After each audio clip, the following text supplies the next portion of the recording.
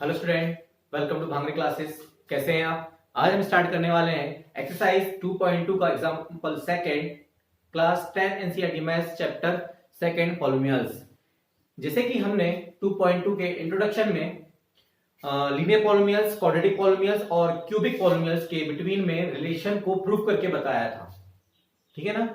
उसमें से आज हमें क्वाड्रेटिक पॉलिनोमियल्स में रिलेशन को वेरीफाई करके बताना है। तो हमने पहली बात कि क्वाड्रेटिक पॉलिनोमियल्स में जीरोस और कोफिशिएंट में जो रिलेशन प्रूफ किया था वो क्या था?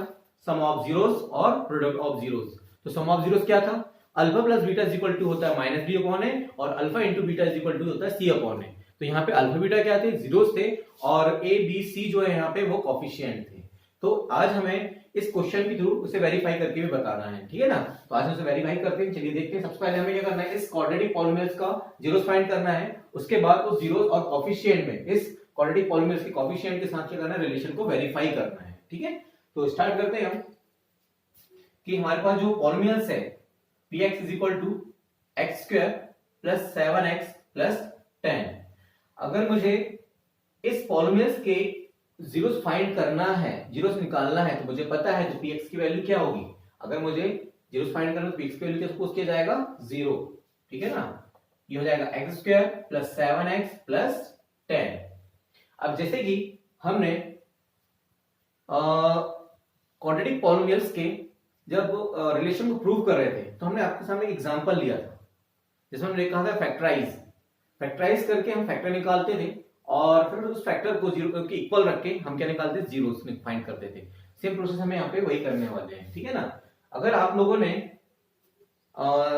2.2 का इंट्रोडक्शन नहीं देखा है तो सबसे पहले आपको 2.2 का इंट्रोडक्शन देखना है और उसके बाद इन क्वेश्चन करना है। तो आपको इन क्वेश्चन करने में बहुत आसानी होगी, ठीक है ना। तो आपके पास पूरा डाटा आपको क्लियर होगा और आपको हर चीज स्टेप बाय स्टेप पूरी आपको पता चल जाएगा कि कैसे सॉल्व होना है, वहां पे अल्फा क्या है, बीटा क्या है, एबीसी क्या है, आपको रिलेशन कैसे फाइंड हुआ और उसमें जो भी मतलब कंफ्यूजन होगा तो आपको उस इंट्रोडक्शन में आपको पूरा क्लियर हो जाएगा।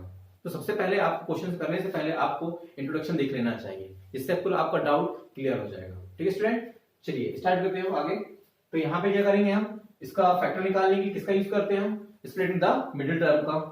तो क्या यूज करते हैं, सबसे पहले इसमें a और c का मल्टीप्लाई करते हैं हम। तो a क्या है यहाँ पर 1 है और c क्या है यहाँ पे 10 है, तो 10 बन जा 10। अब क्या करना है, इसकी क्या फाइंड करते हैं, फैक्टर 2 5 जा 10 और 5 बन जा 5,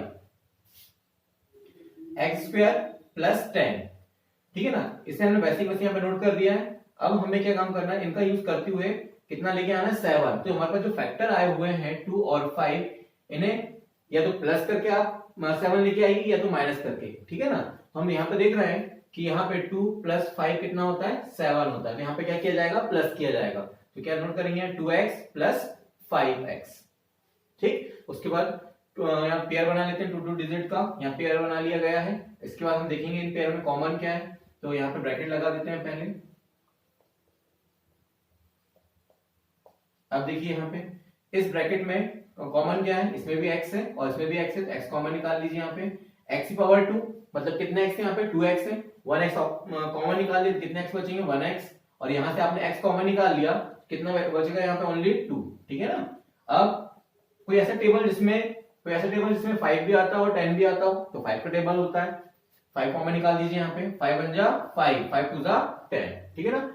दोनों जो ब्रैकेट है वो कैसे होने चाहिए, सेम होने चाहिए, ठीक है ना। तभी आप क्या कर सकते हैं, इनमें से आप कॉमन निकाल सकते हैं। अब यहाँ पे x+2 है, यहाँ पे x+2 है, x+2 बाहर निकाल लीजिए, यहाँ से कॉमन निकाल लिया आपने, अंदर क्या बचा x+5। ये आपके फैक्टर निकल गए। ये क्या निकले आपके फैक्टर। अब यहाँ से क्या फाइंड करेंगे हम, जीरोस। तो इन फैक्टर को 0 के इक्वल रख के हम क्या फाइंड करेंगे, जीरोस फाइंड करेंगे, ठीक है ना। तो आ जाएगा यहाँ पे x+2 = 0 और x+5 = 0। तो +2 कन्वर्ट इधर ट्रांसफर करेंगे क्या हो जाएगा, -2, +5 कन्वर्ट करके इधर क्या हो जाएगा, ट्रांसफर करेंगे तो -5। तो आपने देखा कि हम क्वाड्रेटिक पॉलिनोमियल्स के जीरोस फाइंड कर रहे थे। क्वाड्रेटिक पॉलिनोमियल मतलब इसकी हाईएस्ट डिग्री कितनी होती है, 2 होती है। कितने जीरोस मिलेंगे हमें यहाँ पे, 2 जीरोस मिले। देखिए यहाँ पे x = -2 और x = -5, ये बेस जीरोस हैं जिसे अगर इसे पॉलिनोमियल्स में रखा जाए तो वो px की वैल्यू क्या कर देंगे, 0 कर देंगे। इसलिए क्या बोला जाता है, जीरोस ऑफ पॉलिनोमियल्स, ठीक है ना।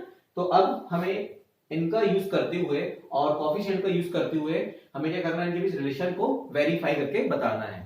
तो यहाँ पे हम अल्फा बीटा दोनों में से किसी को भी सपोज कर सकते हैं, ठीक है ना। या तो आप इसे अल्फा सपोज कर सकते हैं या इसे, मतलब दोनों में से किसी को भी आप अल्फा बीटा सपोज कर सकते हैं। तो हम यहाँ लिखेंगे अल्फा इज इक्वल टू कितना हो जाएगा -2 और बीटा इज इक्वल टू कितना हो जाएगा -5, ठीक है। ये हमारे पास जीरोस आ गए। अब देखिए कोफिशिएंट की हमने बात किए थे, जैसे कि कोफिशिएंट क्या था हमारे पास, स्टैंडर्ड फॉर्म क्या था, ax square plus bx plus c। X square का जो कोफिशिएंट होता है वो a होता है, मींस मतलब एक्स स्क्वायर के साथ में जो होगा वो क्या होगा, हमारे पास एक ही वैल्यू होगी। और x का कोफिशिएंट क्या है, b, इसका मींस क्या होगा, x के साथ जो भी वैल्यू होगी वो क्या होगी, b। और एक्स स्क्वायर और x को छोड़कर जो वैल्यू हमारे बच जाएगी तो हमारे पास क्या होगी, c की वैल्यू, जिसे हम बोलते हैं कांस्टेंट टर्म, ठीक। तो स्टार्ट करते हैं। तो यहाँ पे एक्स स्क्वायर के सामने कोई वैल्यू नहीं तो 1 सपोज किया सकता है, मतलब a की वैल्यू कितनी है यहाँ पे 1, b की वैल्यू कितनी है यहाँ पे 7, x के कोफिशिएंट के साथ जो आएगा वो b की वैल्यू होगी, ठीक है। और कांस्टेंट टर्म कितनी है, जो c है इसकी वैल्यू कितनी है 10 है, ठीक। अब इन दोनों का यूज करते हुए हमें क्या करना है, रिलेशन को वेरीफाई करना है। तो उसके लिए हमारे पास रिलेशन क्या था, सम ऑफ जीरोस, ठीक है ना। सम ऑफ जीरोस क्या फॉर्मूला था, minus coefficient of x upon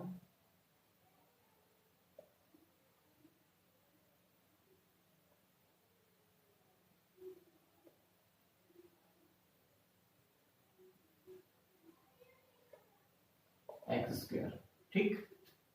alpha plus beta, sum of zeros मतलब alpha plus beta, minus coefficient of x square means क्या होता है, b। Coefficient of x means क्या होता है, कोफिशिएंट ये देखिए, कोफिशिएंट ऑफ x मींस क्या होता है b, और कोफिशिएंट ऑफ x स्क्वायर कितना होता है a। x स्क्वायर मींस हो जाएगा ये। तो हमारे पास सम ऑफ जीरोस क्या निकला, alpha plus beta is equal to -b upon a। तो यहाँ पे अल्फा की वैल्यू कितनी है हमारे पास -2, बीटा की वैल्यू कितनी है यहाँ पे -5 इज इक्वल टू, माइनस हमारे पास पहले से अवेलेबल है यहाँ पे, b की वैल्यू कितनी है यहाँ पे 7 और a की वैल्यू कितनी है हमारे पास 1, -2 plus minus -5, -7 upon 1 means -7, minus minus क्या होता है प्लस, 5 और 2 कितना हो जाएगा 7, ठीक है ना। लेकिन यहाँ पे 5 क्या है, यहाँ पे 2 और 5 पे 5 बड़ा है, इसलिए यहाँ पे साइन का आएगा माइनस का साइन आएगा, ठीक है ना। हमें पता है कि जो डिजिट बड़ी होती है जिसके सामने माइनस मतलब उसके सामने जो साइन लगा होता है वही साइन का यूज किया जाता है। तो आप देख रहे हैं कि यहाँ पे जीरो से सॉल्व किया गया तो -7 आया और कोफिशिएंट को सॉल्व किया गया तो -7 आया, मतलब दोनों में ये रिलेशन है, इसकी वेरीफाई हो गए, दोनों कैसे आ गए, इक्वल आ गए, left hand side is equal to right hand side, ठीक है। तो ये सम ऑफ जीरोस को हमने वेरीफाई करके बता दी। अब सेकंड नंबर जो है प्रोडक्ट ऑफ जीरोस,